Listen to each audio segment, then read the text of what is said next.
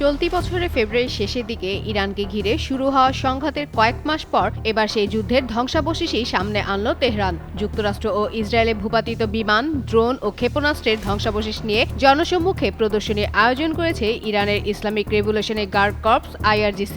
এর মধ্যে বিশেষভাবে নজর কেড়েছে একটি মার্কিন F-15 যুদ্ধবিমানের ধ্বংসাবশেষ। ইরানের সংবাদ মাধ্যমে প্রকাশিত ছবিতে F-15 এর পাইলটের ইনজেক্ট সিট, ককপিটের অংশ এবং লেজের ধ্বংসাবশেষ দেখা গেছে।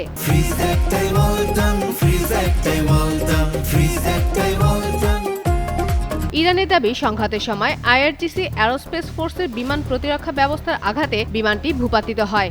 F-15 এর এসব ধ্বংসাবশেষ এর আগে জনসম্মুখে দেখানো হয়নি বলে জানিয়েছে ইরানি পক্ষ। এ নিয়ে ইরানের সংবাদ মাধ্যম তাসনিম নিউজও বিস্তারিত প্রতিবেদন প্রকাশ করেছে। প্রদর্শনীতে F-15 ছাড়াও অন্যান্য মার্কিন ও ইসরায়েলি যুদ্ধবিমান, ড্রোন ও ক্ষেপণাস্ত্রের ধ্বংসাবশেষ রাখা হয়েছে।